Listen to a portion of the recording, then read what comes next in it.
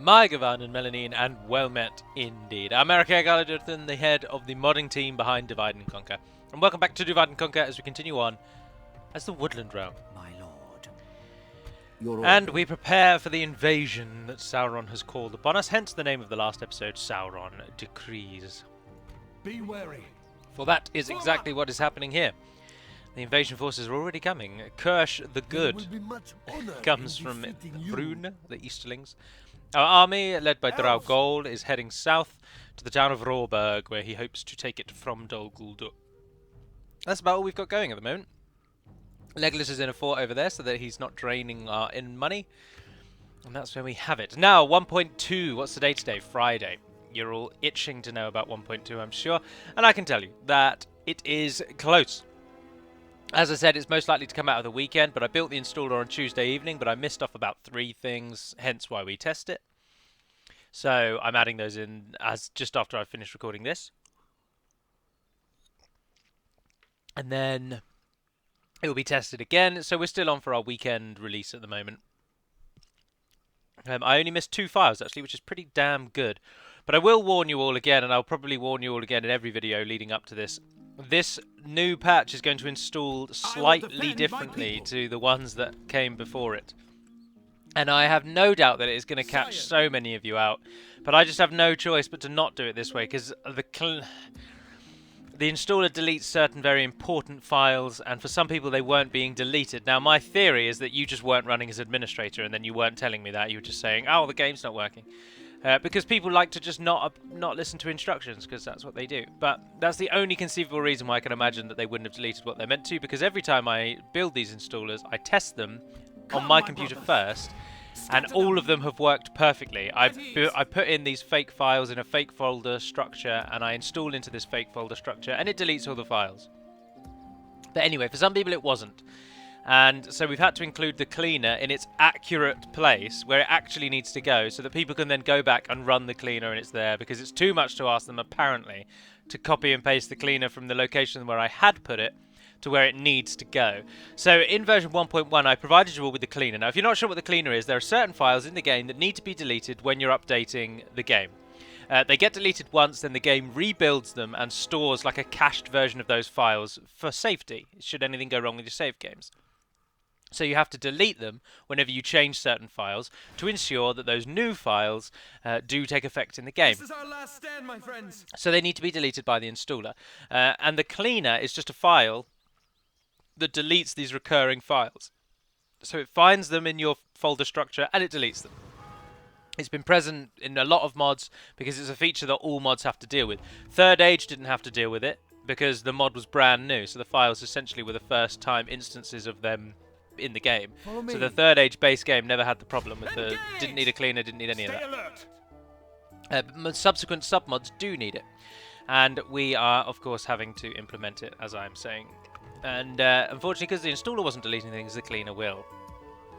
Now in 1.1 I actually packaged the cleaner up and included it in the build, but it's just not where it's meant to go. So you'd have to go into your files, find the cleaner, cut it, and paste it where it's meant to go, which was only 1 folder back. I included instructions how to do this in the installation video and in the installer itself, but of course people didn't do that.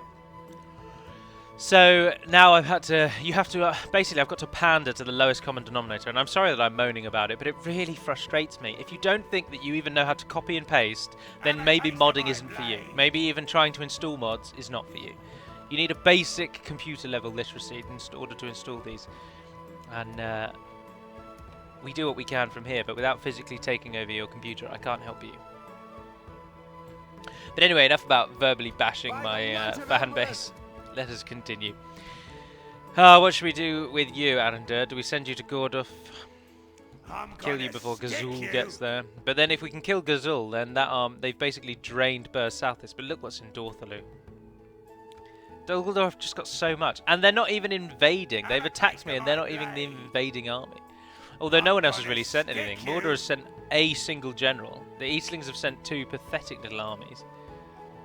They're not going to do any damage with what they've got coming so far. But then Achnodion is training that many troops that quickly. It's outrageous. But then what we've got there will defend against almost anything. Could add in that we get elven defenders, I think we're going to be fine.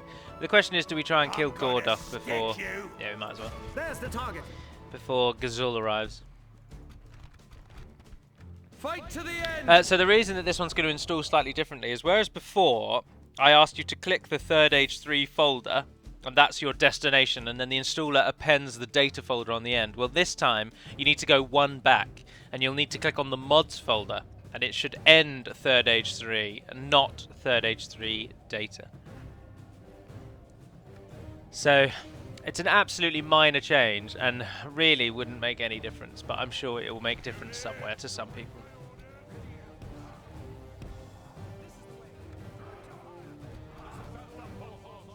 Saddle up, horse archers.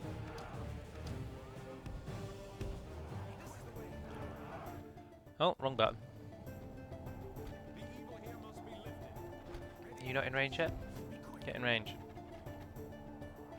Good lord, you have a pitiful range. Smaller bows. The Stalker's the melee version? Oh dear, yeah, they're going to get slaughtered. They've got 2 units of melee.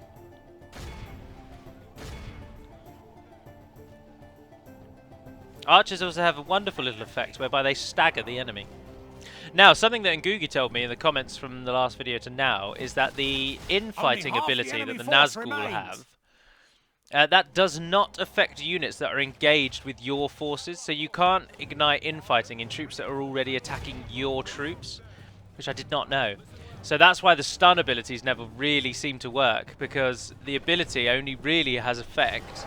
Our men have slain the enemy general. Oh wow, that was easy. If we continue what have they like done this, there? That's really weird. the enemy army So many- flees the field. Our foe is utterly 53 of them got away, vanquished. but what the hell. We won't assign a golden sword that time, it was a clear victory. So if you use the power of infighting when your forces are already engaging the enemy, you won't notice it. So that's why the stun abilities and the infighting abilities don't seem to work. But equally, somebody also commented saying that they used Legolas's swiftness ability at the start of a battle, and the entire enemy army routed, and they thought that was a bug. And it's like, no, that's not a bug. That's just that his swiftness ability, as I've recently discovered when I renamed all of the descriptions, because I'm not sure that it really tells you that much here. Special ability, swiftness. So it gives you all of that info, but basically, he increased the enemy's fatigue so much and caused them to fight amongst themselves for 3 seconds. And to all of that happen in the very first few seconds, the enemy army just broke. So it wasn't a bug. You literally just routed an enemy army within 5 seconds of playing, which is potentially overpowering, yes. But he only gets to use that once per battle, and it was only in very specific circumstances that it's that powerful.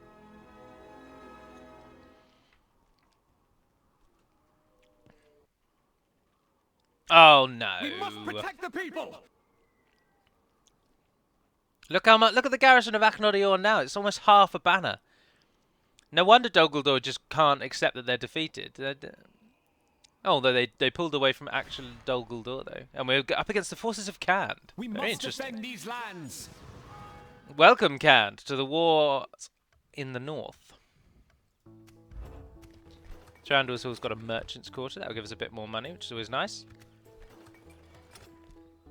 That's about it, really. Right, we're going to have to fight and kill you, obviously. Assail them. Captain Gorthak. Nah, you're dead, mate. Send them back to their underworld. You're dead, friend. There again is Luthien. Now, there are actually 77 loading screens, but so many appear because it's random. We must act and halt this turn of events. Welcome to a Wildman Fort, by the way. This is what a Wildman Fort looks like. Actually looks Wildman, doesn't it? It's quite good. Nice little bit of trueness. I don't know. Oh, that was start battle, wasn't it? Oh, balls. Well, not the end of the world, I suppose. Actually, you can already shoot them.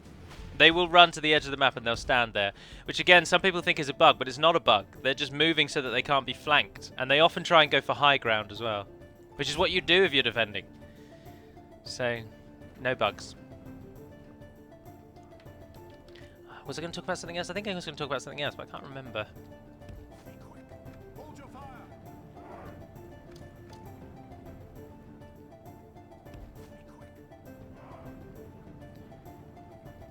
get some shots off. Run again. Killed 5% so far. Oh, they've turned. They've turned, Legolas. They've turned. Bows ready. Fire at will, men. Fire at will.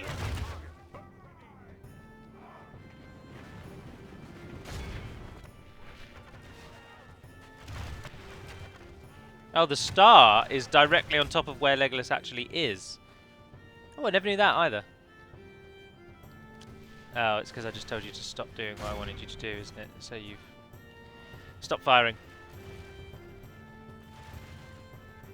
Now, we'll go for the clustered Dol Guldur host, because they're much better in melee than their archer counterparts. And also, by shooting them, some of the stray arrows will hit the archers.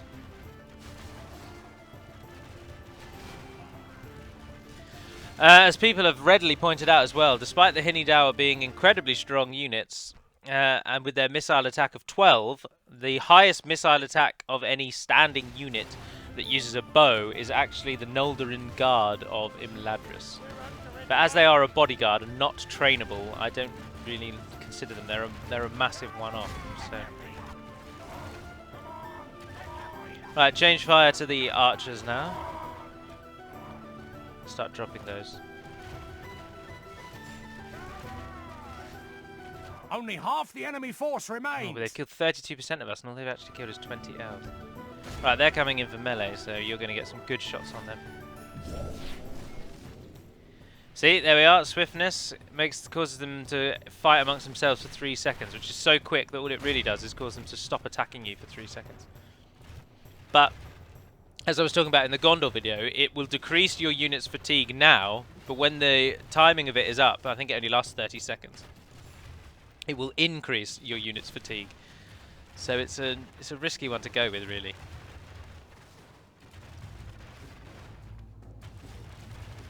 We have so many archers as the Hinidawa as well.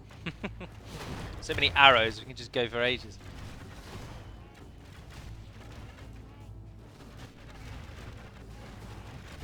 '80 plays 40. Their archers have taken a lot more of us than I thought they would. And it's over. Stay in a big wide formation, which you don't really get. For the moment, if we continue like this, close we in will and just kill smash them. the enemy. We'll massacre them in melee. We really will massacre them. I mean, if Only we half stop our and look, force remains. we have a 16 melee attack with a 17 defense, and the archers have a 3 melee attack with a 7 defense. The host of a 9 and a 10, but our units are significantly better than theirs.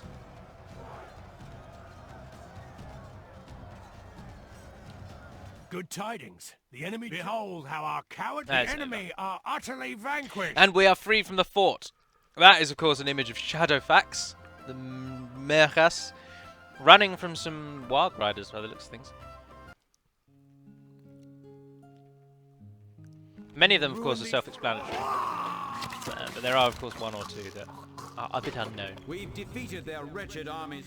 Right, Legolas has won a sound victory there. Set up an ambush. And as we're just losing money anyway, it's a bit foolish to keep you in that fort. The chance of you getting killed is quite high. Why don't you return to Dwimberg and come back with we must give up the road. with a little bit of a force from there? Come, my brothers. Ah, perfect. Rawberg is quite large. It means that when we destroy it, sack the place and head west. Now, what I might do about Ilanin is...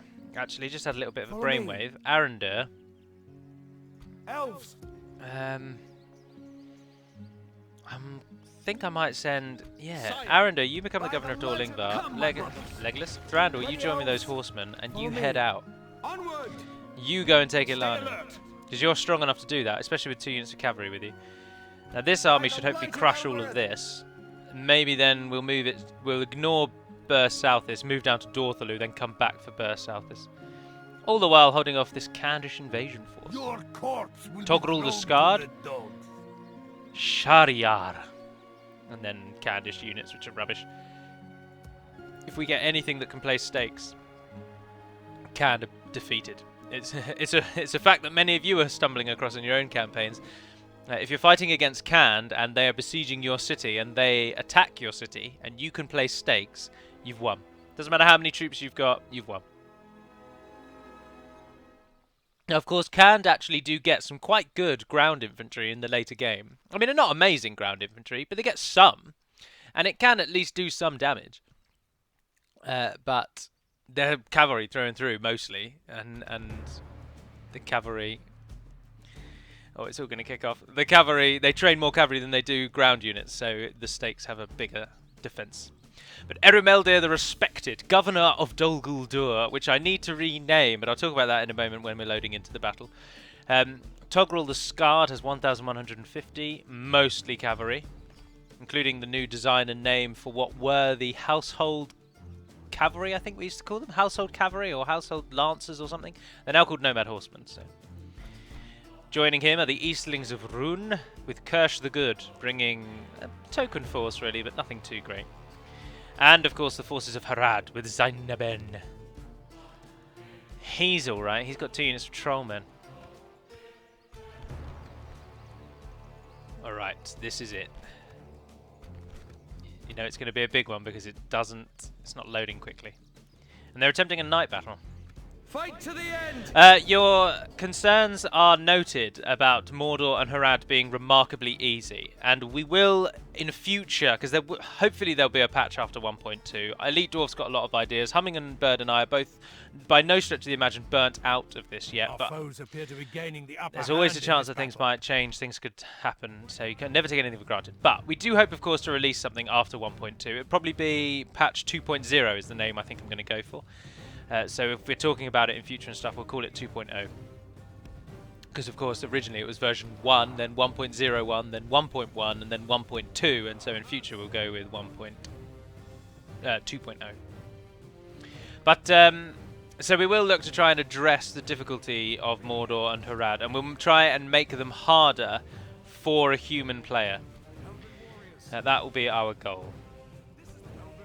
Can't promise anything, though.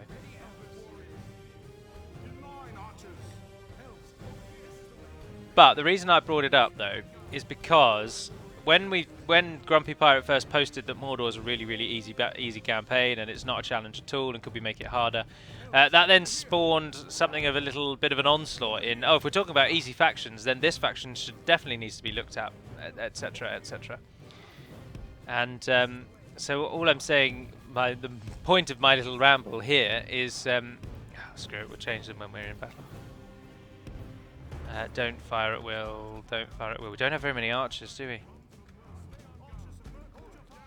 So this isn't a chance to then list all the factions that you find super easy, because we're not going to just go through and systematically make every single faction hard.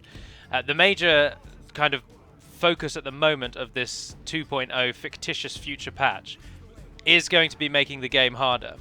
But not across the board. We need variety. Some factions will always remain easy, some will always be kind of inherently difficult, and some will be maybe artificially difficult, and some will maybe be made easier. And that's of course to cater to all forms of playstyle. But certain factions, unfortunately, in our attempts to make certain factions hard, some factions, the flip side of that, have become unbelievably easy, and Mordor and Harad seem to be the 2 worst culprits for this. And of course, as I've said many times, and many people have pointed out, this is mostly because I don't like the evil factions. I don't play as the evil factions in any of my testing campaigns. Angmar's really the first one, and it's universally, widely considered that Angmar is a tricky campaign. Yes, some people absolutely breeze through it, and kudos to you, but most people find it tricky. Ladders at the walls. So it's difficult to look at the Angmar one and think, oh, this needs to be balanced, this needs to be made harder. But I'd never play as Mordor because I think they're boring.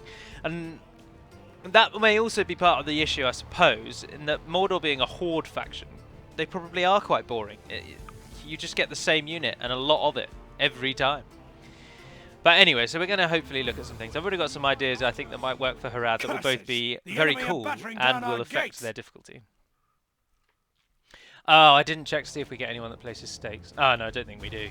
I don't think any of these do. You need a unit better than these.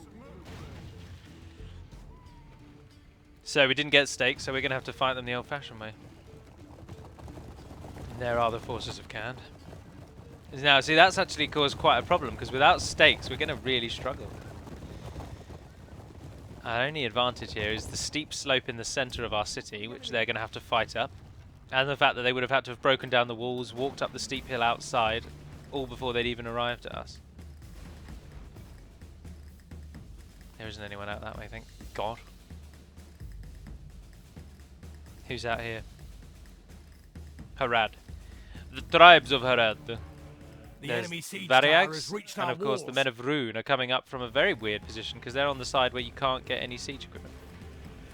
Right, now naming of Dol Guldur, let me just touch upon this. Blast their I have eyes. been, The enemy's ram is through our in gates. true internet style, I have not been asked to rename Dol Guldur, I've been told that I need to rename Dol Guldur back to Amun Lank. Now some people have actually asked and they've said, when are you going to rename Amun Lank, or Dol Guldur back to Amun Lank?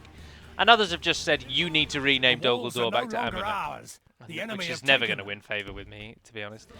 But, as I would say to those people who consider it just a name, it's so much more than a name. Dol Guldur means the Hill of Sorcery. And it's an attested name given to it when it fell to the powers of evil and the Necromancer took over. But before that, as many people know, as they're telling me to rename it, it was called Amun Lank. And Amun Lank means Naked Hill, or the Bare Hill. Because, before Dol Guldur was even built on it, it was famous for having no trees. So even though it was in the centre of this massive forest, it didn't have any trees. So it was called Amun Lank. So the fact that there is now a massive castle on the top of this hill would mean that you could possibly no longer call it the Bare Hill, because despite having no more trees, it's no longer bare. It doesn't work anymore. There's no trees, no, but there is now a massive castle. So Naked Hill doesn't work. And that's what I've repeatedly stressed to those who wish to see this change. We're going to need to move our archers up. Move a melee unit down. They're breaking through that shield wall. Pray something Sending the changes in the Ivana's course chosen. of battle, for defeat seems almost certain. Even the javelin men can't get their javelins up. Have they broken through the units at the base of the hill so quickly? But it is alright though, we have got some Elbreth guards. But so the end of that tale is that I will probably rename Dol Guldur when the fighting fully stops, but we won't call it Amun Lank, we will call it something more fitting of our conquest, reconquest of this hill. And it will have a name to that effect. Ivana's chosen, I'm going to need you to actually push out. You're in a bad position.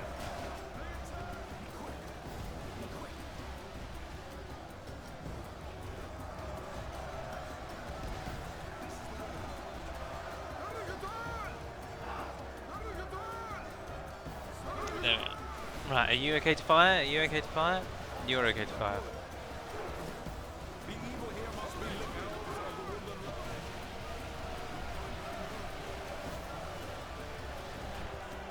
I need you to do something. Oh look, those elves have survived.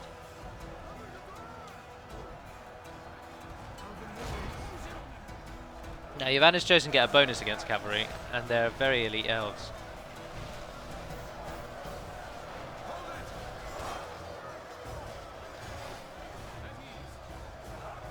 Doing very well though. They're not holding a solid formal line.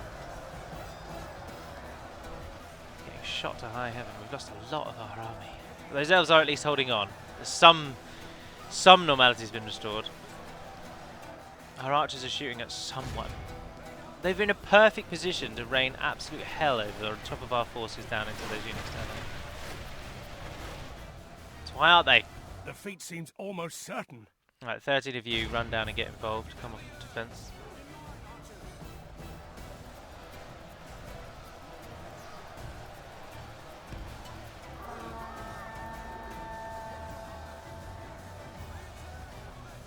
Well, there you go, now fire at anything you want. I'm not too fussed about these people trying to shoot fire arrows at us from over here.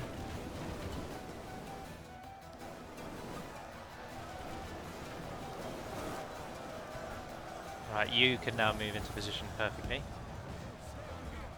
Next line, move up. 9 after that, move up as well.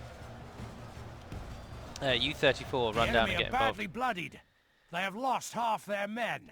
Now, the forces of Khand are meeting their match against these Ivana's chosen, and when the Elbreth guards rock up as well, will be even better. All of our units basically are spearmen. This is what Lothlorien brings to the table. Lothlorien are the defensive Wood Elf faction, and of course Thranduil's Realm are the aggressive Wood Elf faction. And it's showing through at this point. Oh dear, my candle has spilled all its wax on my desk. But it's alright, because wax hardens and then you can just pry it off very easily, so it's spillage that we're not too concerned about. Oh, who's that in there? No! The Loki Nasrim of Ruin have arrived. Dirty cowards on their steel steeds. But the staunch line of our Elbereth Guard stands firm. And by the looks of it, only one unit of archers is really even trying to attack us. And they're not getting enough kills to be concerned.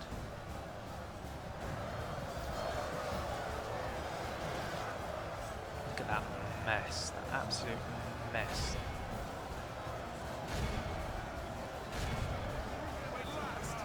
Don't waste fire by shooting up and over that wall. Shoot down into the crowd.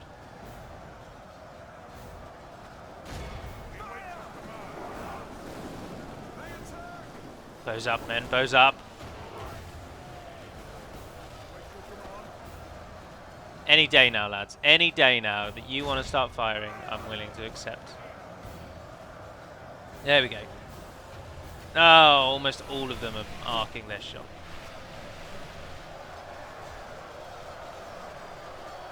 %20 of the enemy has died. Elbereth Guards are still not even in combat yet. The combined forces of all those other forces are holding them back. Why don't you push down and get involved? Send in some of our shield men, or our spearmen, sorry. Lorien Wardens. Clad in all grey. Do you know why they're clad in all grey? I'll tell you for why. Because in the forest of Lothlorien, the main tree of the forest is the Malorn tree. And the Malorn tree has grey bark. So wearing green and browns doesn't actually camouflage you in Lothlorien. In fact, it makes you stand out. So instead, they wear grey to match the colour of the great trees of their homeland.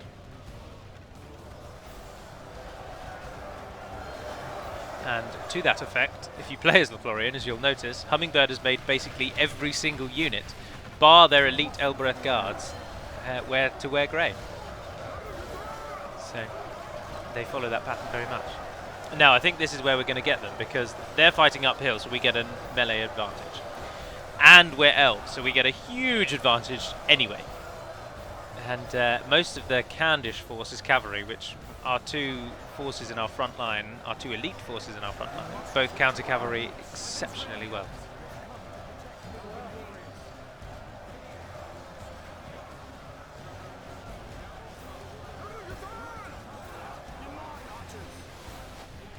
Archers just run up back over there. Fire at whoever you like when you get there. So this is just going to come down to a slog. This is just going to come down to how well can the elves hold this hill. Oh, there's a camel in the middle of everything there, walking backwards.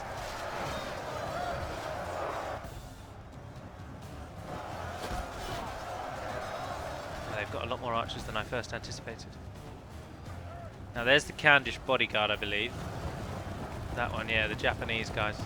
Pray something changes in the course of battle, for defeat seems almost certain. Who, I suppose, in retrospect, we should probably change. They're the only unit that really stands out. Oh, look, the cavalry have just decided they're going to surge for the square. Under a real push from the men of Harad. The time's not even close to closing. Pull him out, pull him out, pull the general out. The second one can stay there, that's fine. Bothered if he dies. Send in the next lot of defenders.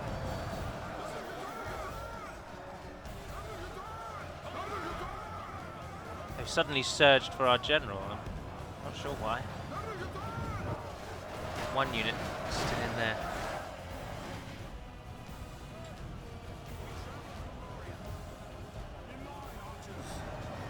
Look at that placement to shoot those. I mean, just look at it.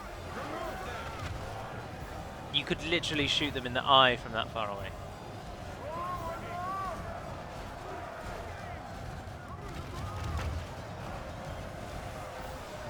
to go back to just shooting anything.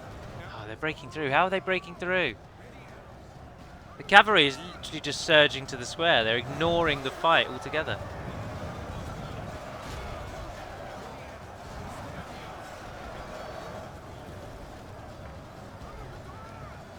They're bending them out of absolutely nowhere. How have they just suddenly managed to do that? They're just throwing everything at the front there. Only half our force remains. Half our force remained ages ago. We're on 70%, you daft bastard. Oh yeah, look, our numbers are getting win. I don't think we're going to win, unless one of their generals dies in like any moment now. This isn't gonna. We're not going to win this.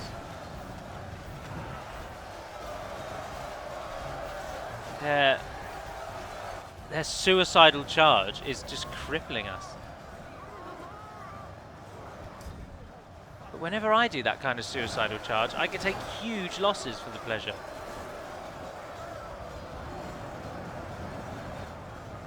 This is why stakes would have absolutely destroyed this battle. We would have won in a heartbeat. Oh, there's ranged Dol Guldur shooting us down there. And some 4 axemen not getting involved. Maybe they don't want to fight against the elves. And who's this outside? Trollmen warriors. Oh, increasing the morale of everyone in the enemy army.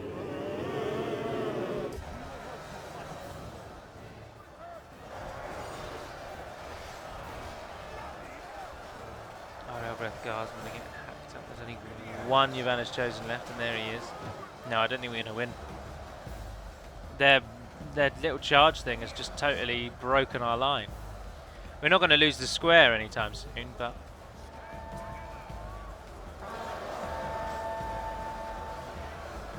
"15 Variag nobles left alive. There are 22 Lokrin bodyguard, but that might not be the only bodyguard. There might be 2. Can't say. Well, we've lost Dol Guldur to Khand of all people, which actually isn't that bad, I suppose, because they're never going to hold on to it. They're way too far away to get anything out of this. Control of the castle. But I'll speed it up Our army because is tiring. we've lost, saying let's get it over and done with.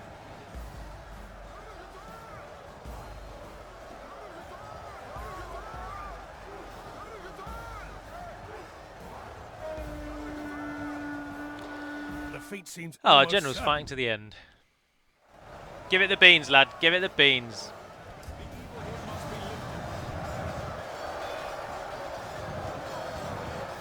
Well, that's frustrating. Our army that's now in the centre of Rovanion is now going to be hard-pressed to make it all the way back over. But the Easterlings will now bugger off. They won't attack us. Mordor will bugger off. They won't try and take it. Dol Guldur have not profited from this invasion. So, all things considered, it's not the end of the world. But it is a bit of a setback that I didn't expect. In no realm of fantasy did I imagine we'd lose Dol Guldur. And we've lost it. I'm going to give the episode the name Hill of Defeat, but in Sindarian, so that no one really knows what it means.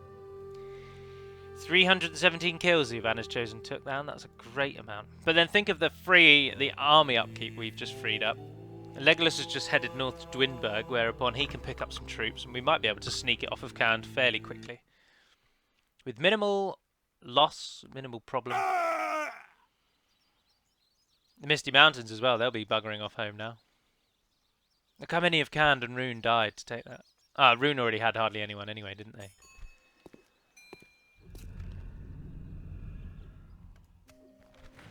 Oh well. The Khand is now very powerful. And they sacked the settlement, the bastards. Elves! Scout the area! Orders completed! Ah, of course, Dol Guldur was a really wealthy province, so we won't be making much money. But Dol Guldur is still our closest and most immediate threat. Follow me. But it does mean that Ilanin is no longer such a threat. It's no longer so important. So Thranduil, you come back over. Onward! Join up with the army your son's about to take from Dwinberg, which is albeit only 2 units. But you lot combined. Well, actually, no, I don't think you will need to, because Khand lost so many people in that fight, and they won't get a garrison in Dol Guldur. I think a small army led by Legolas is going to be enough to take them down. and then they might call another invasion, I suppose, but I doubt it. Yes, my lord. What is it you wish to discuss? I do not believe until we meet again. Without question. Ah, yeah, we're on the other side. As you wish. Head over to Rohat. Stopping here. But I think we're going to end the episode there. So thank you very much for watching, if indeed you have. Stay tuned tomorrow for the Khazad-dûm and then the overview on Sunday. And hopefully 1.2 sometime this weekend. But until we speak again, dear friends, Navarne den Pedimad Melunin, and farewell.